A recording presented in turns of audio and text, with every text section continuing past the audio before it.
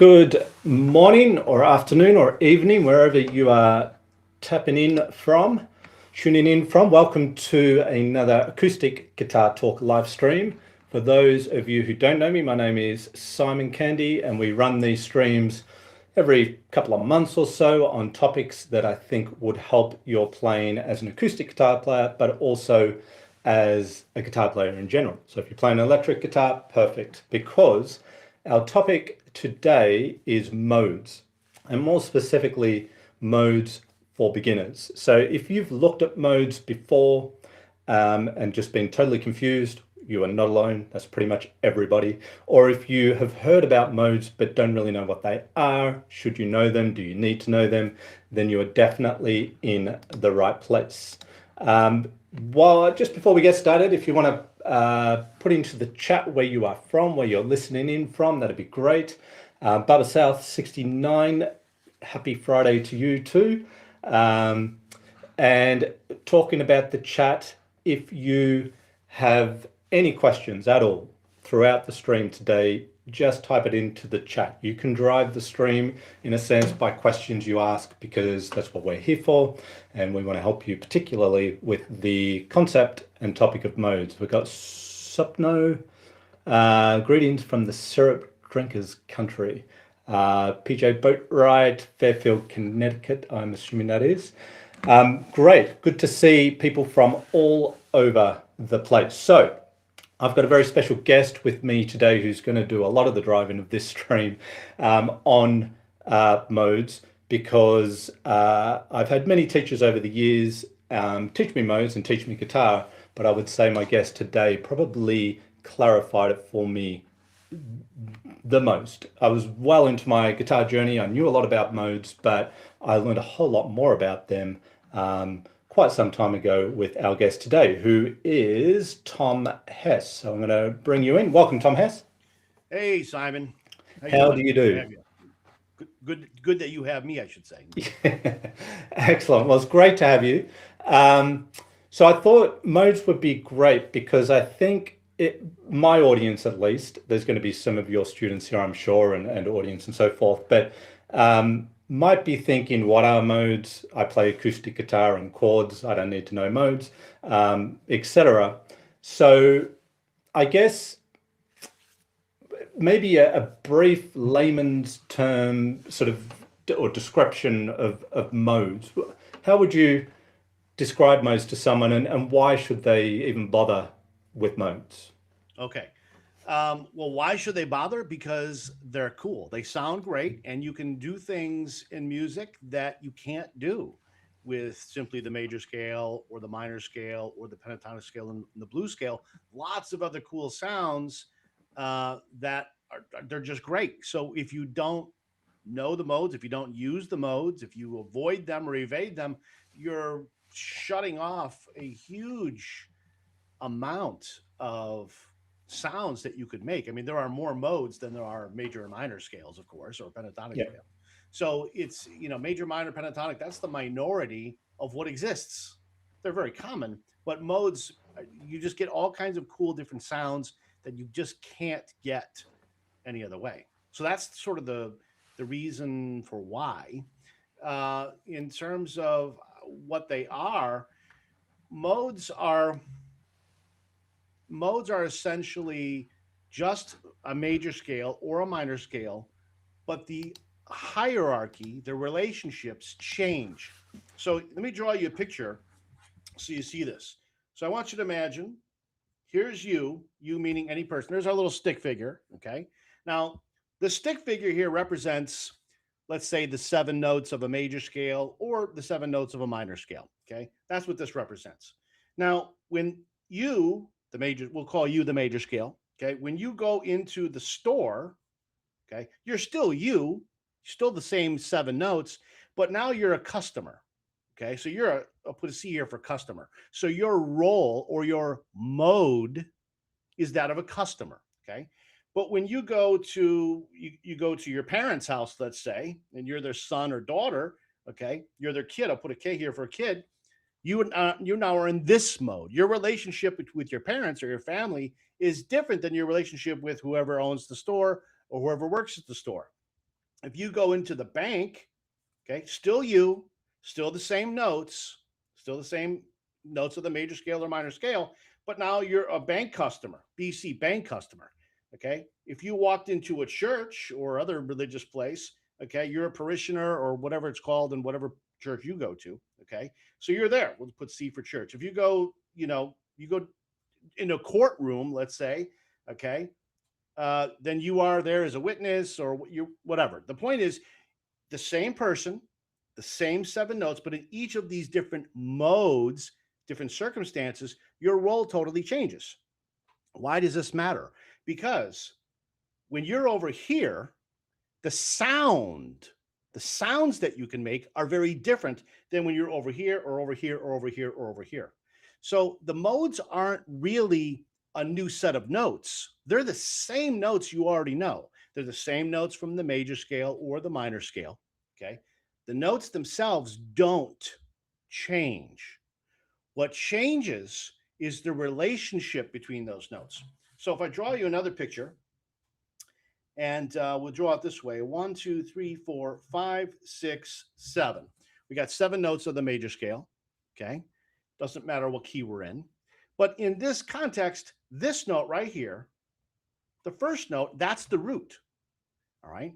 Now, we don't call it the root for some arbitrary reason. We call it the root because when you play music from the major scale, everyone, and I mean everyone, hears that note as the root or the home base. And the relationship between all of these notes are all tied back to the root. Okay. If you alter one of these notes, you're altering it in relation to the root, and that gives you a different sound. Okay. But what happens if we decided, okay, we're going to go somewhere else? We're going to go into the bank instead of the store. We're going to go into the bank. Well, now we're moving where the root is. Now the root is maybe over here. Well, that changes a couple of things. First of all, it doesn't change what the notes are. The notes are the same. That hasn't changed. But what has changed is that because this is the root, now all of the other notes are relating back to this one. So how they sound, how they feel when you play a melody or a guitar solo or you play some chords are all a different feeling because the relationships are all based upon what that root is. Okay. It's just like going from the store to the bank to, to whatever, to church or whatever else. Same notes, same person, totally different relationship and totally different role. And that opens up all kinds of cool music that you could not otherwise play without it. It'd be impossible. Because if you just stick to one as being the root, well, you're stuck in the major scale, the major key forever until you establish something else as the root. So I hope that makes sense. What do you think about that?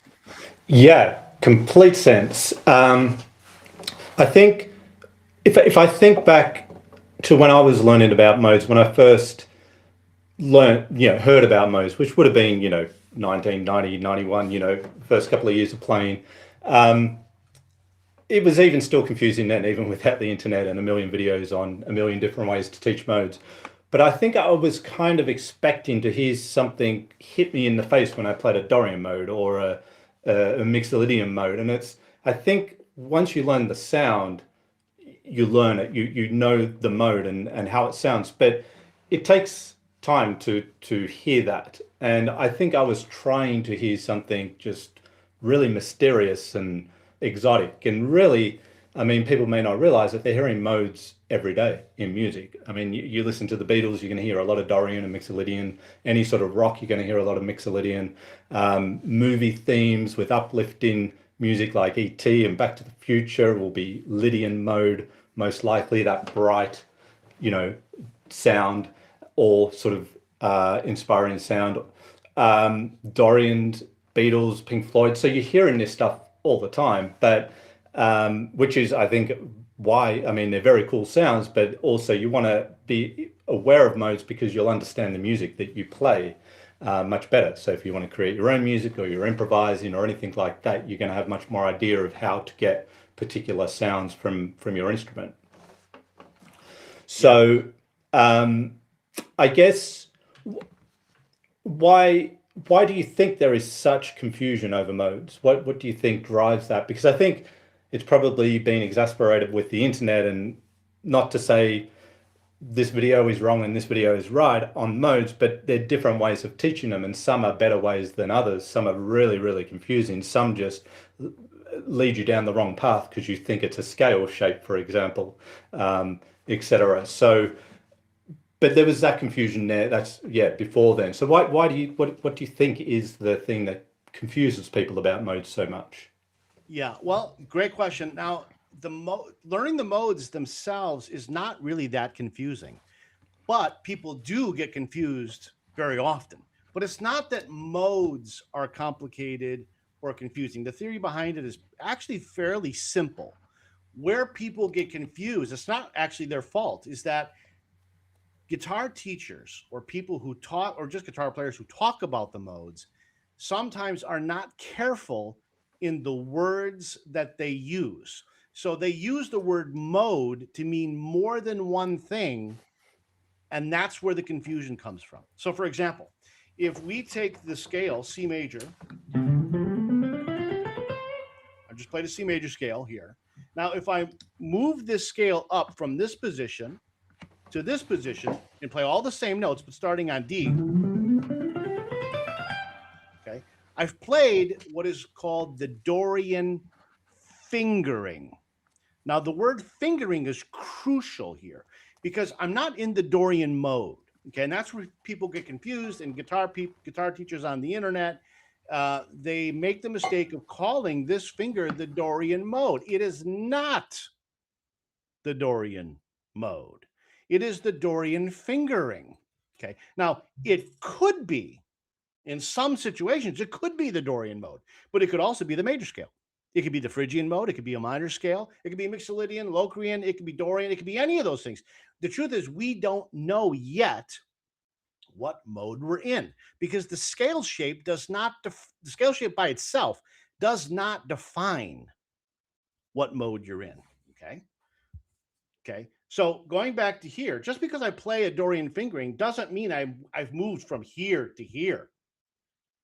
Okay. I could still be here. I know that seems confusing. It's going to make sense in just a moment. Okay. What determines what mode you're in is how the listener's brain, not the notes you play, how their brain perceives which one of these notes is the root. Now, the guitar player who's playing his scale and he's thinking, oh, okay, the first note of this fingering is right here. So because I know, the guitar player, know that this is the first note of the scale, this must be the root. Look, it's the first note. It must be the root, right? No, we don't know that yet. Because when you play the scale, the listener has no idea which one of these notes is the root, which one is one, which note is one. He doesn't know that yet.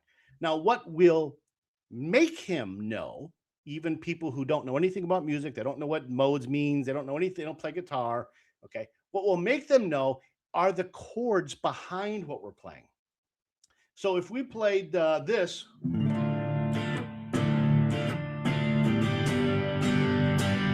now we're in Dorian, and everybody knows it. I mean, every listener, every non-musician will know.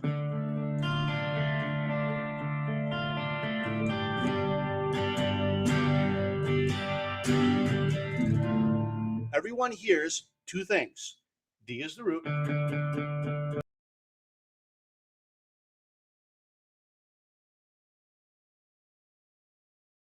Alive can hear that and knows it intuitively, even if they have no idea what a mode is, they don't know what a scale is, they don't know what the chords are, they don't know anything about music. They're all hearing this is the root.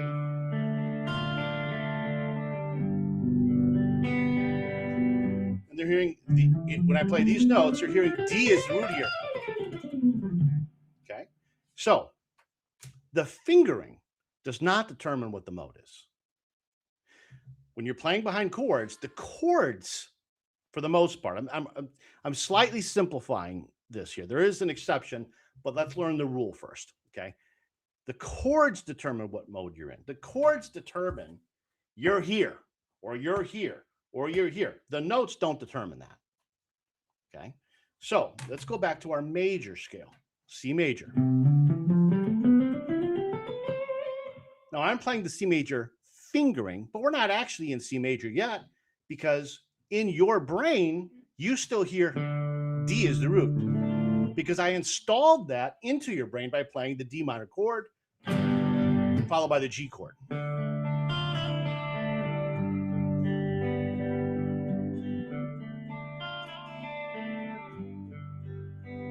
So if I'm playing the C major scale,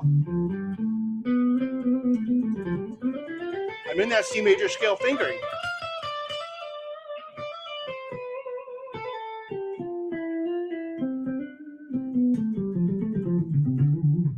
But it doesn't sound like C major. It sounds exactly like what it is, D Dorian. Because when I played the chords, I installed into your mind temporarily that D is the root, and we've got a raised sixth. Okay. So it doesn't matter if I'm playing the C major fingering or the A minor fingering, has all the same notes. Okay. G mixolydian, F Lydian, the B locrian, doesn't matter. What matters is that D is now the root. Okay. D is here. These notes, the hierarchy of what's important, how people perceive it, is D is the root. So when you play all the notes, A, B, C, D, E, F, G, those are the notes of a C major scale or an A minor scale. D is now 1. So what that means is it doesn't matter which fingering of the C major scale you're in. Makes no difference. You're still in D Dorian because the chords dictate that you are. You can't escape it, okay? Assuming you're playing all the notes diatonically, okay? So what's really happened is we took the notes of the C major scale, and the chords, not what I did, not the scales. The chords moved the root from here to here. So now all of these other notes, their relationship to this note, to the 2, is what matters. Before, it was their relationship to the 1. Now it's a relationship to the 2, the D note. Okay. So that's how the mode changes. So when people, Simon's original question was, why do people get so confused? Why is it confusing? Because they were told incorrectly that this is the major scale and this is the Dorian scale and that is the Phrygian scale and Lydian and mixed. That's actually wrong. All of those scales is just major. It's just C major extended to here, extended to here, extended everywhere on the guitar. It's just C major or A minor or D Dorian. We don't know until the chords put us in a mode. When the chords moves the root from here to here or here to here or here to here, that's what changes the modes. Okay. So when you hear people talk about fingerings as modes, they're technically not correct because we don't have context yet. We don't know where we know what's here, but we don't know where we are yet. The chords put us here, okay, for the most part. Okay. Now there is a technical exception to this, but forget about that for now, because if you're a beginner, what you need to know is what I just said. You do not have to worry about, well, what is the exception? We don't need to know about that at this point. Thoughts on that, Simon? Yeah, that's great. I mean, that was the breakthrough for me many years ago, was realizing chords are the king. Basically, that's driving it. And I think that's the common misconception, is if I just play D to D on a major scale, or a C major scale, I'm going to be in D Dorian. But if you're playing over a C major chord progression, all you're doing is going from the 2nd to the 9th, an octave higher, if you like. You're not going from 1 to 1. So yeah, and that might confuse, because it's like it won't sound any different because you're still in C major. Exactly. It doesn't sound different. Doesn't matter what you do. Whereas if you, for example, drone a low E string, so I'm playing, you could say I'm playing C major, which I'm not. I'm playing E Phrygian here with the low E, the 3rd mode of C major. But I am, they are just the same notes. So the same notes could sound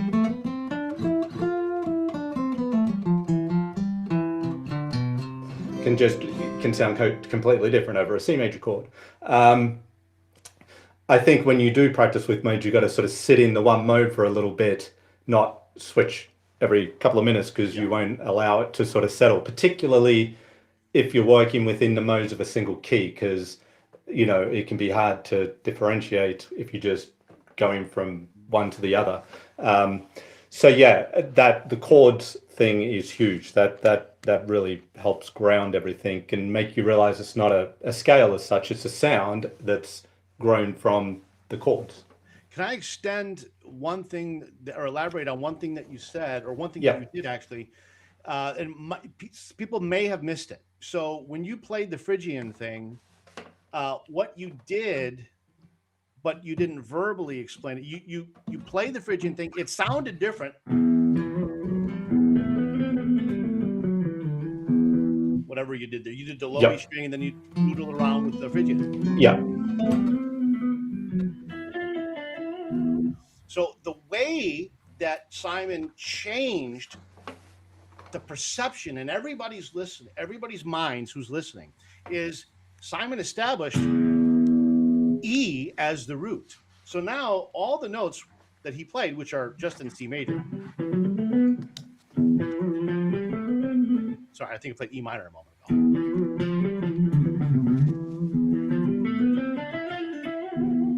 What Simon is doing is he put E in your head.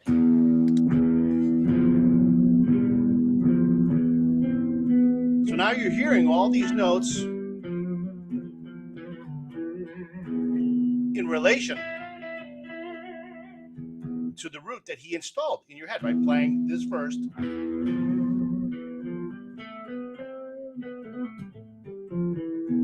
What if we change the E to C?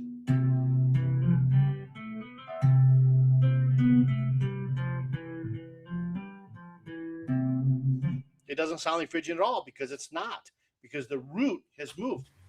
Okay, so what Simon did was he played the same notes, but he made 3 the root by establishing E as the root, not in the lead part that he played, but in the implied chord of the drone, the low E. Played all the same notes, but now all those notes are relating back to this, and that has that dark Phrygian sound. But as soon as he went and reestablished C as the root, okay, once that happened, now we're back here. That's the root, because he put it back in your heads, and now all the notes relate back to this. That's why it went from being dark, the Phrygian sound, to being bright, the major scale sound. So I just wanted to kind of point that out, because people might have missed. They heard it, but maybe they weren't sure. Well, how did he do that? How did he change? How did he take the same notes and go from bright to dark? Then people start looking at, okay, what notes is he playing? And he played this instead of this. No, it's what happened before, establishing E as the root. That's doing all the heavy lifting. Great. Yes, I was pretty brief with that. So thanks for clarifying that.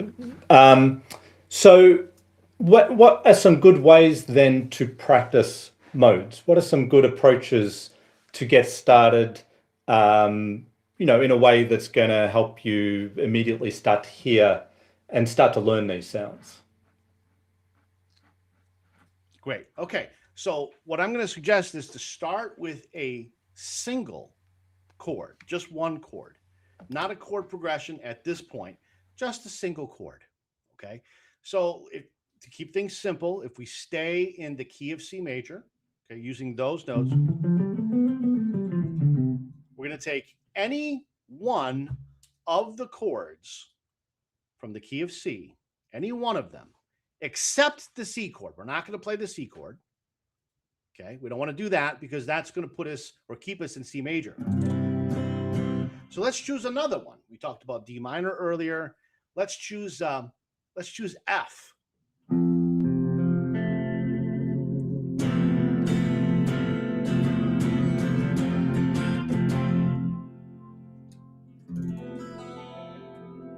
If I just play this chord, my guitar is a little bit out of tune here. I'm actually playing an F major 7 sharp 11 chord. That's not important. It's just F, okay?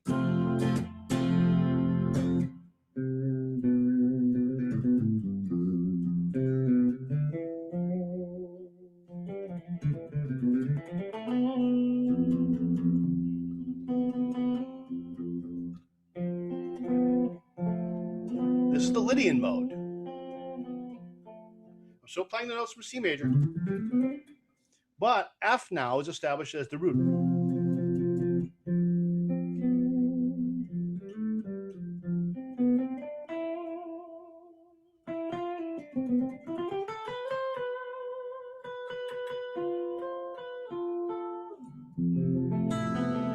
So it's just, here's what I would do. Grab your phone or turn on your computer, record yourself playing just an F chord. Do that. Then you can take your C major scale and improvise over it. F will be the root, not C, but you're still going to play the same notes in the same place you normally would, okay? But you will hear that F is the root. You will also hear this particular sound. The F note against the B, okay, that's a sharp 4, it's a raised fourth.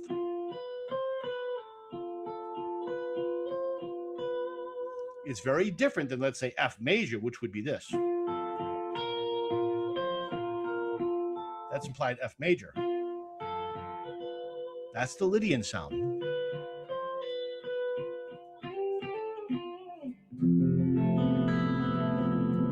So, record an F chord, just F, for 5 minutes.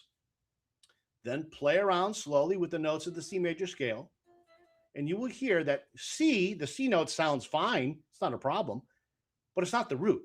F is the root. And that everything is going to relate back to the F note, in this case, the 4. F is the 4th note of a C major scale. All these other notes relate back to this. And that's what's going to give it its cool sound. This bright sound, a little bit mysterious with the sharp 4 there. You can do that with any other chord. You could do that with a G chord. Just strum G over and over and over again, and only G. So don't play like C and G. That's just going to sound like C major again. But if you play G,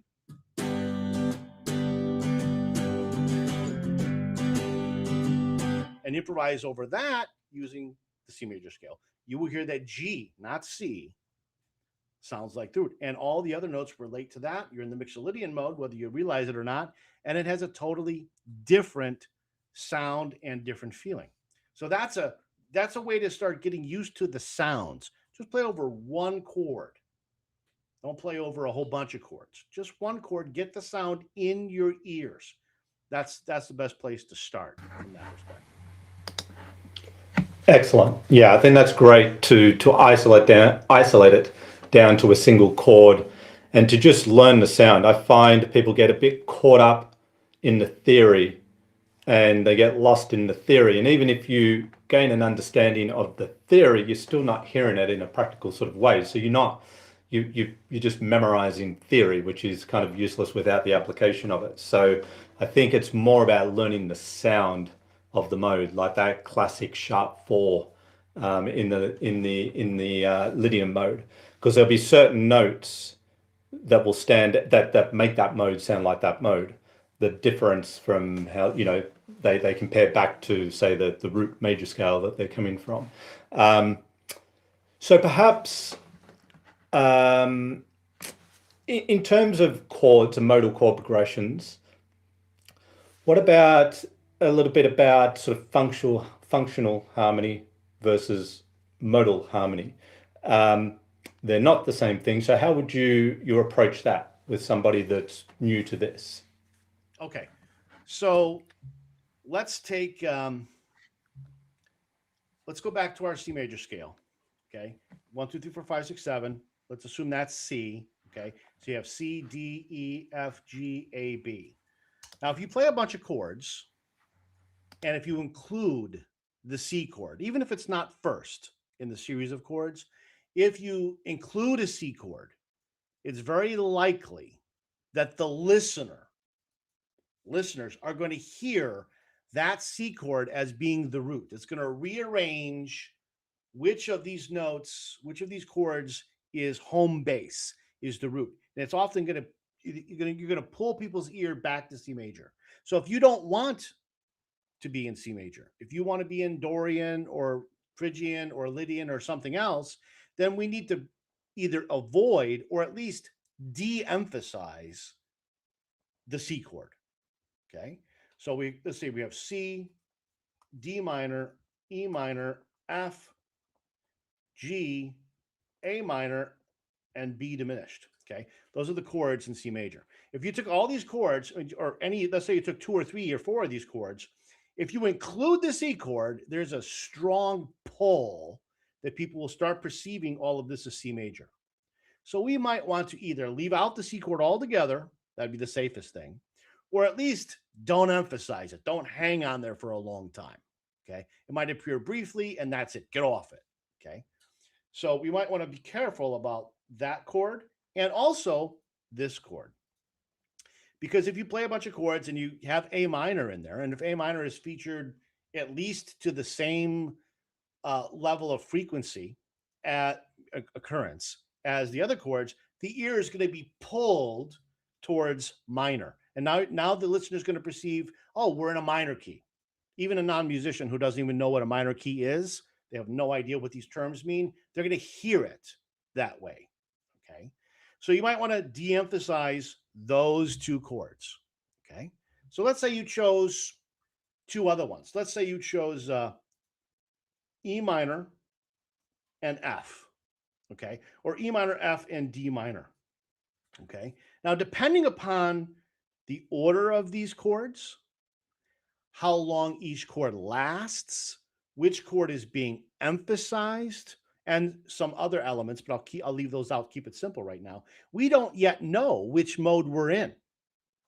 We could be in D Dorian, we could be in E Phrygian, we could be in F Lydian.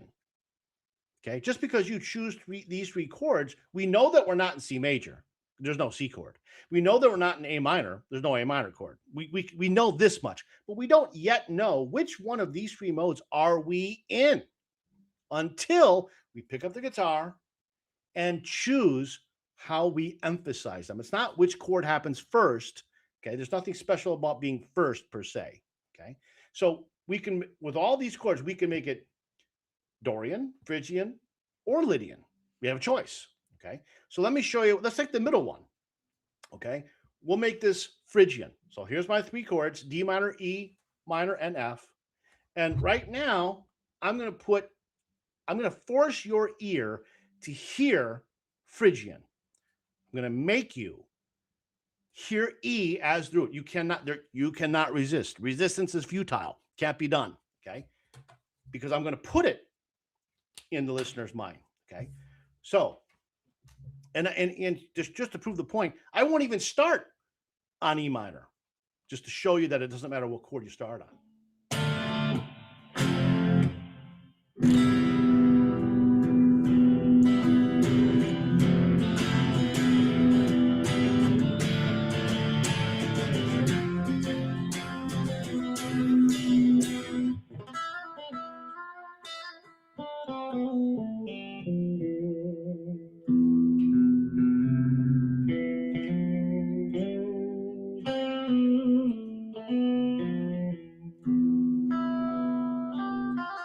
So I'm just goofing around here, but you clearly hear anyone, your grandmother who doesn't play an instrument, knows that's the root. She feels it.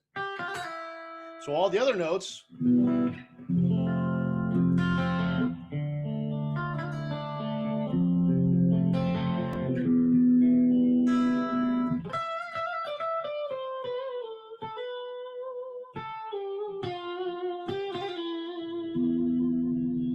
it's very dark. Okay. Now, let me take that sound out of your ears.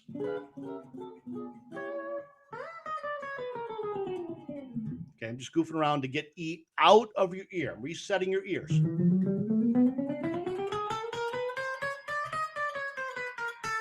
Okay, now that your ears are reset, okay, I'm going to change your perception from E as the root. I'm going to take your brain out of Phrygian and put it into Lydian. That means I'm going to move this X. The X is what your brain perceives as the root. So we're going to erase this. We're going to play the same chords, but your perception is totally going to shift from Phrygian to Lydian. Okay. And here's how we're going to do that. We are going to make sure that the F chord is emphasized so you clearly hear it. Okay.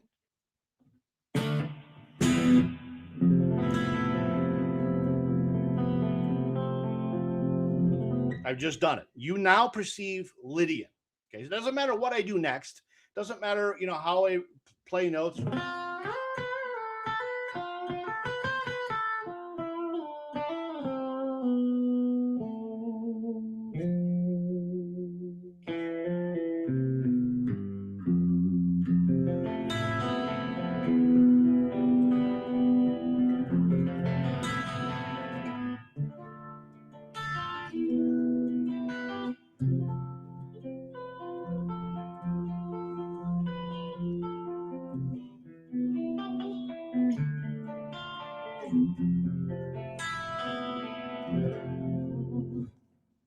I've installed F Lydian in your mind. Now I can go, or another guitar player could come and play his C major scales if he wants, or A minor scales, any of those. And we are all going to hear that as the root, and that's the Lydian sound, because that we've made the root chord. Okay. I won't spend more time on it, but we could do the same thing with Dorian. We could shift this X over here. We could install D minor, playing the same three chords, D minor as the root. And everyone, if I do my job, everyone will hear D as the root note in the D minor chord as the root. And now we will be in Dorian. Same notes, same chords, different mode, different context. We have gone from here to here to here to here to here. Okay. We're just taking the same person. We're taking him from the bank to the store, to the restaurant, to his parents' house. We're just moving him around. Same guy, same notes, different hierarchy, different relationship, different sound, different feel. That's how modes work. Excellent. That's great. That is awesome. One thing that sparked my grabbed my attention was you don't have to start on the one chord of the mode that you're playing in, which is interesting. So what you're saying is, as long as you feature that chord enough, it doesn't necessarily have to be the first chord of the song. It could be last. Yes. I mean, I guess often it would be in a song, the one chord, just like in a major scale, but not necessarily. Would you agree with that? Most times the one chord would be the chord you begin on for that particular mode? I would, well, when you say, I think you said would you, meaning if you're using the word you to mean most people. Okay. Yes. Yeah, I think if you turn on the radio, you're likely to hear the one chord played first. That is more common than hearing it second or third or fourth or fifth or whatever else. Mm-hmm.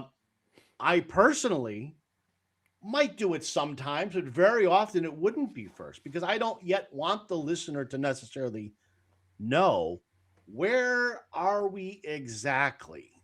Okay. Yeah. Until we get to the moment where I really want it featured. So I may hold it maybe second or third or fourth or whatever. But instead of thinking about what is the first chord, think if you were writing a song and you wanted to capture the feeling of the song, if you were the writer, what chord would be last? In other words, what chord would you put at the end to make it sound most final? Okay.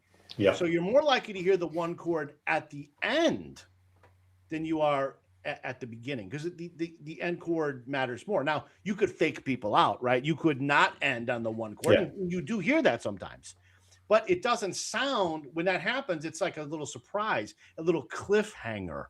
Okay. Yes. It's not like, oh, this is the most final thing. So, for example, you walk into a church, you go to any church, okay, and you listen to the hymns. Let's say traditional church. I don't know about modern stuff. Okay. You go to a Catholic church, you go to a Lutheran church, and you're going to hear the hymns. And almost at the end of every single hymn is going to be two chords at the end, 4 and 1. Okay. Yes. You're going to hear 4 and 1 90% of the time. Exactly. Okay? That's how hymns typically end, 4 to 1. You're definitely going to hear 1 at the end. They're not going to leave you hanging on 6, okay, or 3. It's going to be 1, okay, whether the hymn starts with that chord or not. So it sounds most final, okay. When they say amen, that's the final thing. That's why the music is there to put the period on the end of the sentence. Okay, that's why it ends on 1. Yep. Awesome. Oh, hang on. I don't know what I did there. I think we're right. Okay. Something popped up. Okay, and just the concept of, like, when learning modes, often the starting point is, play a C major scale over the D minor chord, and there's Dorian, and play your C major scale over the E minor, there's Phrygian, so the derivative approach. Do you think that's okay to go that way, and then start to think of it as its own separate tonal center, where you're thinking of, the function of the notes, etc., the chords, the notes? Yeah, I think the starting point for teaching modes is to try to get into people's minds what I did in the beginning. Same notes, just like Simon goes to the I forgot what C stands for. The store. He was a consumer. Simon goes to the store. Simon goes to see his family. Simon goes to the bank. It's still Simon. Same guy, same DNA, same name, same appearance. Okay, but he's in different contexts. So his relationship changes depending upon where he is. How people perceive him is different. His role in the hierarchy, in power structures, in influence changes depending upon where he is. If Simon's talking to his little niece or nephew or whatever, he's the uncle. It's very different than if he talks to his parents. Okay, it's totally different situation. So I think just visualizing same person, different context equals a different situation. Same thing. These are like the modes: major, Dorian, Phrygian, Lydian, Mixolydian, etc. If people can conceptualize that, then it's easier for them to see this. There's Simon's DNA, 1, 2, 3, 4, 5, 6, 7. But here's his arm, okay? Here's his elbow, here's his head, okay? It's easier to point to a particular, it's all still Simon, but it's a different aspect. It's a different mode of Simon, which leads to different sounds and different feelings. Those two concepts visually, I think, are important. What you often see, how modes are often taught, is through parallel relationships to the major scale. And this gets confusing when people don't yet understand this. It gets confusing. So here's how you may, if you go on the internet, or you have a book on modes, or you watch some guy on YouTube or whatever, here's what you may see. You may see, okay, 1, 2, let me write this down a little bit better for you. 1, 2, 3, 4, 5, 6, 7. They say, okay, here's the notes of the major scale. Now, Lydian scale is just like this, except it's 1, 2, 3, sharp 4, 5, 6, 7. And a Mixolydian scale is 1, 2, 3, 4, 5, 6, flat 7. And a Locrian scale, 1, flat 2, flat 3, 4, flat 5, flat 6, flat 7. Okay. all of these mode or scale formulas have the same root. This is C, that's C, that's C, that's C.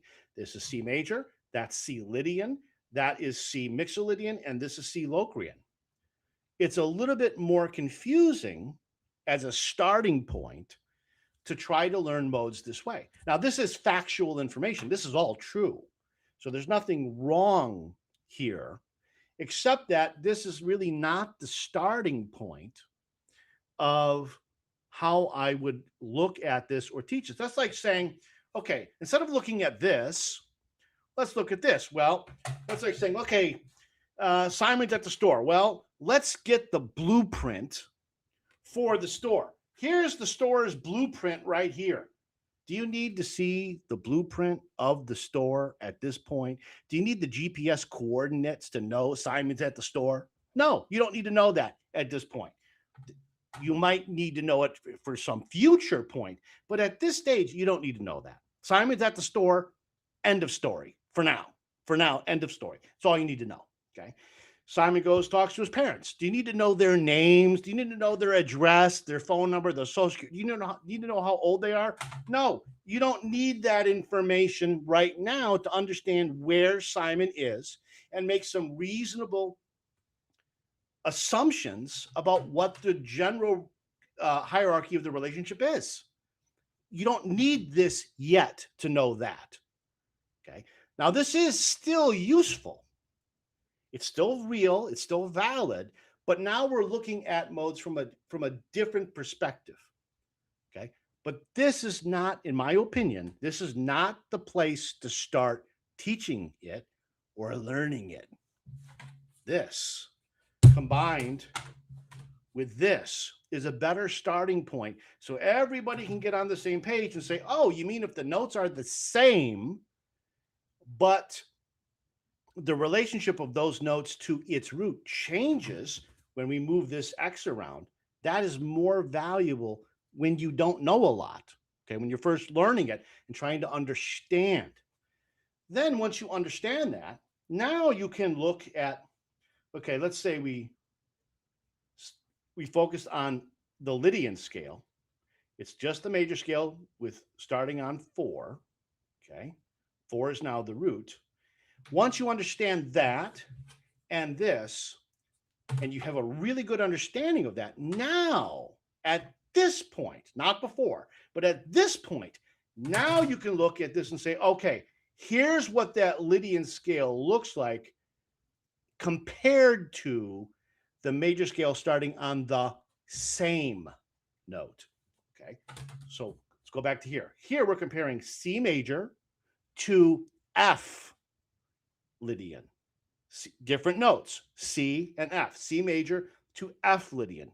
When you compare that on a relative basis, this is called relative.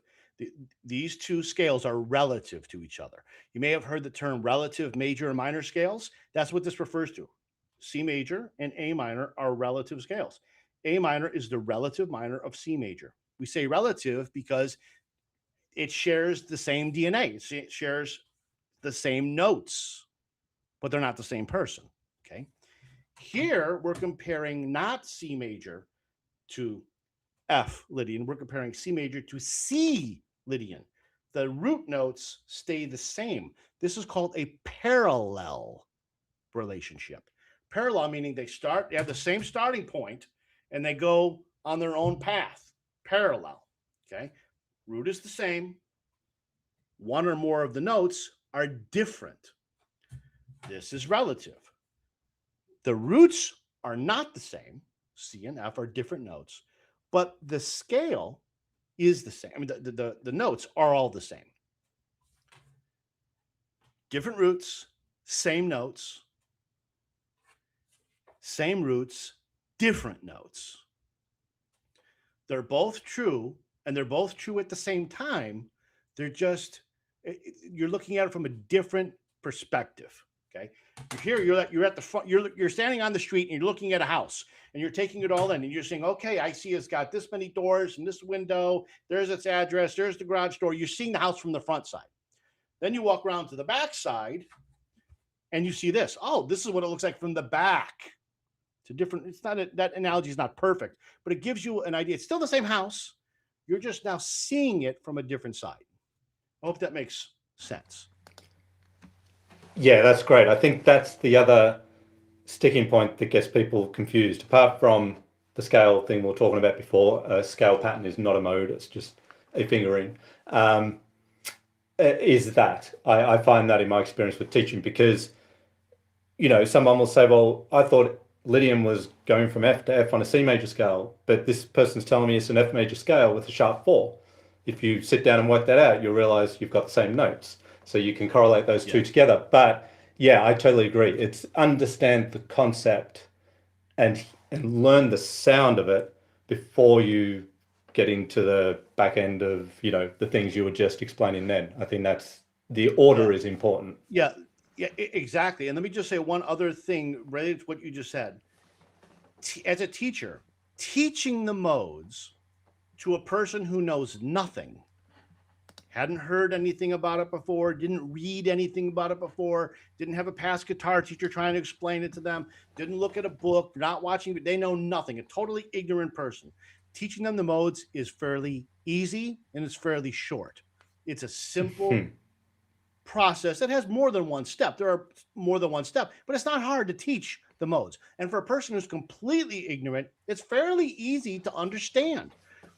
As a teacher, when teaching modes, most of the time that I spend teaching modes is getting the student who already knows bits and pieces from different sources and has it all jumbled up in their mind. It's getting them to unlearn that stuff because they misunderstand it. They're confusing things. They're thinking that fingerings are modes, and they're thinking that exactly what you said. Well, I thought it was a major scale starting on F, but now you're telling me it's like a major scale, but it's got a sharp 4, and I'm all confused. And this guy says this, and that guy says this. Most of my time teaching modes is untangling the knot that they've twisted themselves in because they've learned from different sources who tried to approach it. One guy approaches it this way, another guy approaches it this way, another guy approaches it a different way, and it's all a big confusing mess because it doesn't make sense out of order. It's harder to grasp. So I'm mainly just trying to get them to unlearn it and saying, hey, forget everything you know about the modes, forget everything you've ever heard about it. Let's start over from the beginning. Let's get this. Then let's get this. And then let's pick up the guitar and start playing so you hear it. And then let's get into this. This does matter, but this is a later step. If I can get them in that order, I can clear it up pretty quickly. But sometimes they resist and like, no, but I heard this, and my Uncle Bob says, or this other guy on YouTube said, and I'm like, oh man, we're gonna be here. We're gonna be here for months trying to untangle this because you are resisting a simple process. I can teach this to you very quickly, but you're making it hard for yourself. Yeah, that's great. That's awesome. Because I do find it myself challenging to teach modes, to communicate it. But that clarifies a few things for myself there too, in terms of teaching it. And just one last point before we finish up here. What about the value in just learning songs in particular modes? Not so much learning them inside out, but referencing songs, having songs that you can relate to that are in modes. I mean, it might seem kind of obvious, but do you think that's a good thing to do as well throughout that process of understanding modes, to collect a few progressions and sort of see it in action? Yeah, I think that can work as long as the song doesn't deviate from the rule. If it does deviate, then the example gets messy to use as an example. But if you take a verse of a song or a chorus of a song and it's clearly in Dorian or it's clearly in Phrygian or something, and it's not deviating, so we don't have to deal with explaining, well, why did he add that in? That's not in there. Or what about this? That's not part of it. As long as it's a clean example, sure, it can work as long as they understand, some of this stuff. Then yeah, sure. Yep. It helps them with the sound. And the other thing is sometimes people think, well, modes are weird. Like, why would I need to learn modes? Most songs, aren't they in major or in minor? Why learn that stuff? Can't I just play the pentatonic scale? Well, you can, but a lot of the stuff that you already listen to does use, at times at least, various modes. Yes. Dorian's very common. Mixolydian, Lydian, very common. Dorian,